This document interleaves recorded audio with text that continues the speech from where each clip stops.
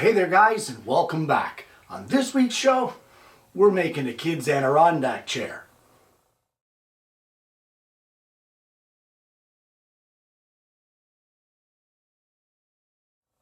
Well, the story goes that every time we're sitting in the backyard, there's a certain little girl that as soon as I get up, she comes over and steals Pop's chair. And then, of course, Pop doesn't want to take her out of it, so I thought it was time for me to make a chair for her.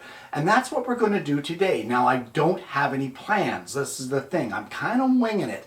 But it's all going to be made from easily available materials. In this case, 3/4 inch thick pine. So let's head over to the bench and see what I have in mind for this. Well, I have 3 pieces of pine cut. They are all 2.5 inches wide. I have 2 of the uprights here. These are 12 inches long.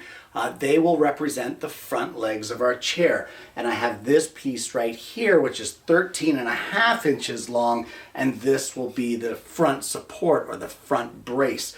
Right now, it's just temporarily put into place because I'm not sure where it goes because I don't have our main leg runners or seat runners made yet.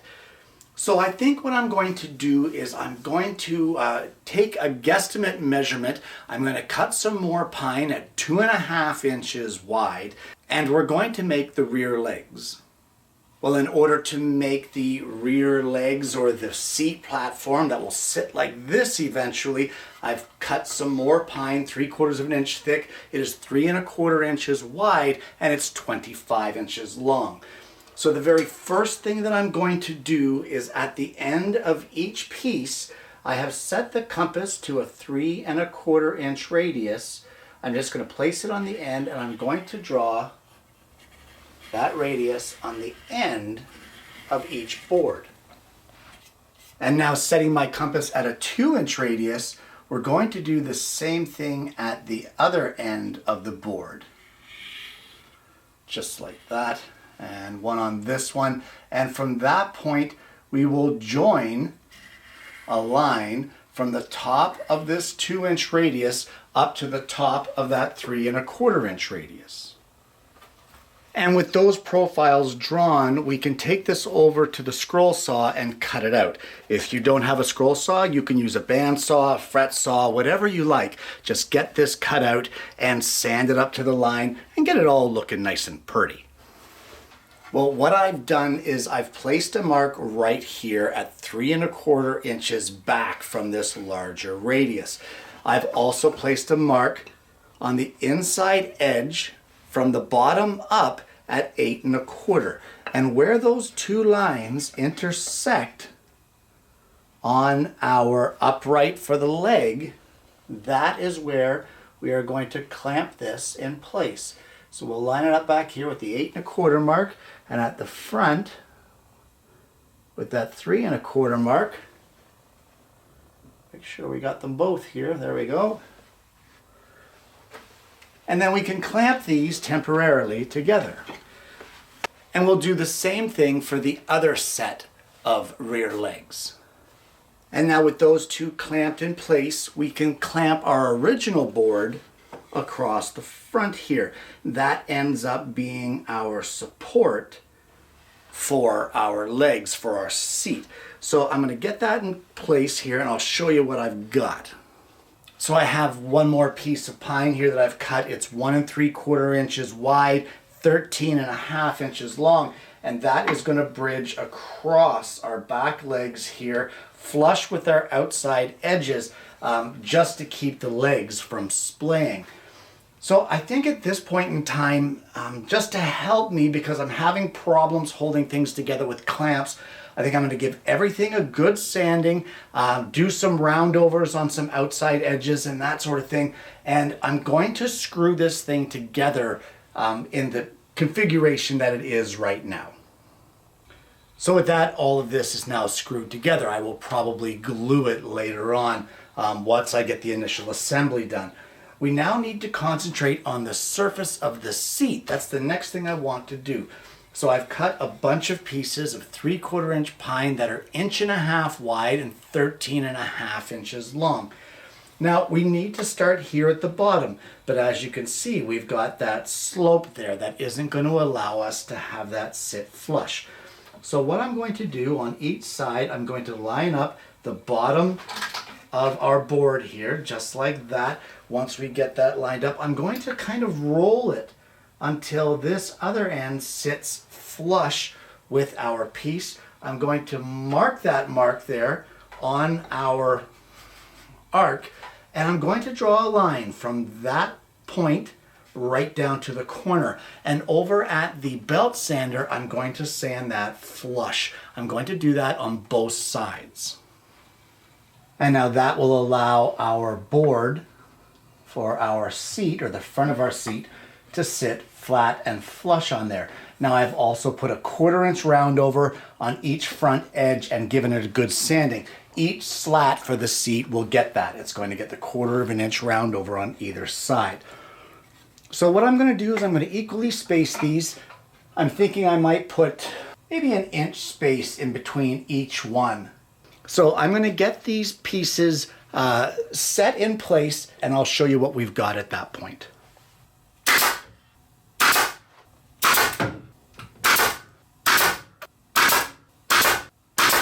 Well, truth be told, I spaced these 3/4 inch apart, and I decided on glue and brad nails to hold them on. I've only put 5 of them on. I have one more.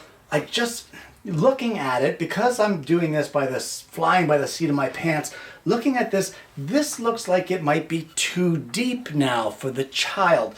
So I think what I'm going to do is switch gears and change my direction of the build. And I'm going to build the backrest. I think the reason we need to do that is so that we can space this here properly to get the right proportions. So that's what we're going to move on to next. And I think the first thing we're going to do is we're going to make the back curve supports for our Adirondack chair. Well, after looking at the way the chair was working out, I've decided that that last rung that I installed there was too much, so I removed it and made this one. The main difference here is at the 1.5 inch mark back from our edge, I have set my beam compass to a 12 3/4 inch radius, and I've drawn this radius here. Now I'm hoping that that will be the curvature of the back of the chair. We'll have to see what's going to happen, but what I'm going to do is I'm going to make a couple of these curves by drawing out that same 12 3/4 radius on some pieces of stock, 2 of them that are going to be 13.5 inches long. Now I'm going to cut them out, and basically we need to lay out the back of our chair.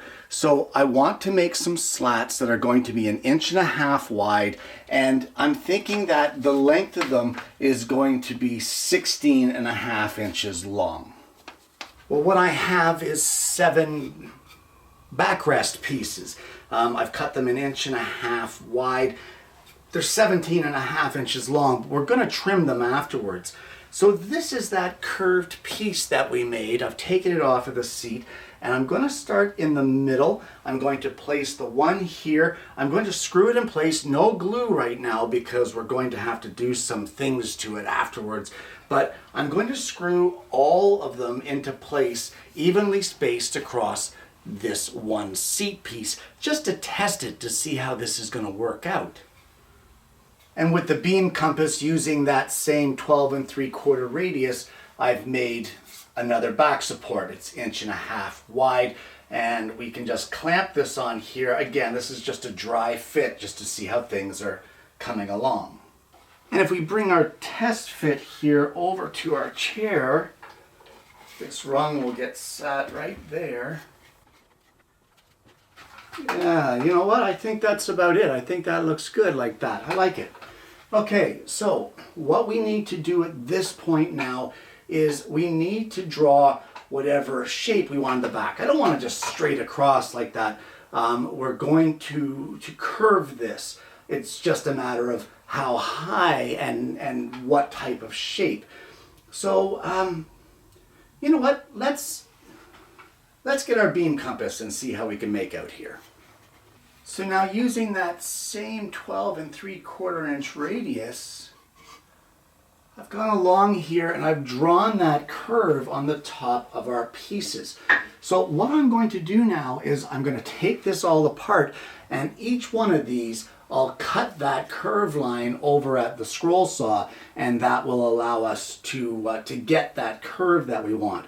From there we can reinstall all of these, but before we do that, I'm going to put a 1/4 inch radius on each edge here of these pieces to soften it up and give each one a good sanding. While I'm waiting for the backrest to dry up, I'm going to work on the arms. And what I have here is a piece of pine 3/4 of an inch thick, 2.5 inches wide, and it is 12 inches long. So the first thing I need to do is I need to start thinking about how we're going to round off the edges. So I'm going to take an 1.25 inch circle template, and on one end, right here, at both corners, we're going to round it off like this with our 1.25 inch template. And this will be the front of our arm. So at this point now, I think we're going to come back, I'm going to say 8 inches. And what I'm going to do is draw a line at that mark, and we need to sort of curve our arm in. So again, with that 1.25 inch circle template, we're going to place right there, ending at that mark, a rounded section. And then we're going to take it up just like this and round it again. Now that measurement there, which is 1 1/16, we will then extend that line all the way to the end of our chair's arm. And then at the very end, we're going to round this off again with an 1.25 inch template. All right, so that is essentially the shape of our arm. I'm going to take this over to the scroll saw. I'm going to cut it out. I'm going to trace it onto a second blank and cut a second one. We need 2 of these. And that would be both of our arms cut. Now, the position of our arms is determined by this back brace piece that we made. It will sit just like this, and you want to line your arm up front to back so that this bracket here is just inside of your arm. And when you get that position, you can clamp it in place. Now, what's going to happen here, and I don't have enough hands to film and do everything here, so what I have to do is this will get screwed in through here and countersunk right into our back bracket. I will then glue and nail our hand or our armrest here on the front end of our upright, and after I get that done, then I can do the other side. Once that's all done, all the way across here, all the way across our back pieces, they will get screwed through, countersunk, and screwed into and glued to this piece right here. And that will keep everything aligned, and well, then we can move on to the next step. All right, so I have these screwed in here, and I'm just going to drill through each one of these rungs now to pull it all together and to have it seat against that curved bracket all the way across. So I don't think we need a video of me drilling holes and installing screws. I'll get that done, and there's only a couple more steps to do here, so I'll see you when I get those screwed in place. I have one more of these curves. The difference with this one is instead of being 13.5 inches long, it's 13 3/16. And that is going to mount up top here, just like this. We're going to put it there where it belongs, get it lined up. I'm going to clamp it in place back there, and then just like I did here, I'm going to screw it and countersink it all the way across to give that back some really good support. Well, the last two parts that we need to make are the brackets that will support the arms. So this piece of pine here is 3.5 inches long. I've come in 1.5 inches from the edge. I've drawn a line down 1.25 inches, and then I've used a 1.25 inch template, circle template, to draw that curve. I've then drawn another line 3/4 inch in from the edge, straight down, rounded it off with an 1.25 inch template, and then connected the two curves up here. I'm going to cut this out on the scroll saw, and when I get it done, it will get mounted right here underneath our arms. I'm just going to glue it in place and use a couple brad nails, and that will secure it and give our arms a little nicer look as well as a little extra support. And now with those brackets mounted, all I'm going to do is give the entire thing a good sanding.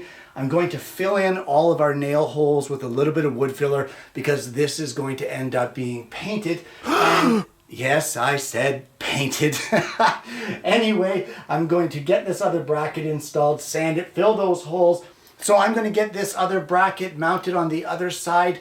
And at that point, we can pretty much call this one completed. And there you have it. A kid-size Adirondack chair. Guys, once again, a project on the show was brought by necessity, where my granddaughter loves to steal Pop's chair the second he stands up, but that's okay. She can sit with me if she wants, but being Little Miss Independent, I thought it would be nice to make her her own chair. And, well, you know what? I think she kind of likes it. Either way, it's a fantastic project, and although I don't really have a plan or a pattern for this, it was kind of a fly-by-the-seat-of-your-pants build that I just made up as I went along. You guys can easily make your own for your grandchildren or your children or your friends' children or your nieces or your nephews, whoever, just by following the dimensions that I give you on today's show. If the child's a little bigger, increase things a little bit. I mean, they'll grow into it. Now, with this one here, I'm not sure of the length of that back leg, the way it sticks out that far. I kind of had an idea of about 20 inches. I think I ended up to be about 21.5-ish. Either way, what it will provide is stability at the back end so that they can't tip back. It sticks out a bit far, but you know what? It's a child's chair and she loves it. So I don't care how far it sticks out. I think the proof, or what makes this a successful project, is not pointing out the errors that I made. It's pointing out how much the child enjoys the chair, and she does love it. So we're good to go. Now, this one was made of pine. You don't have to make it out of pine. If you want something more stable, more sturdy, more secure, whatever, prettier looking, you could use whatever species of wood you like. I chose pine because it's inexpensive, easy to work with, and this thing's going to be outside, so it's really going to take a kicking. I will be eventually, wait for it, painting this. Yeah, I know. You guys all know how much I hate painting wood, and I absolutely despise painting wood.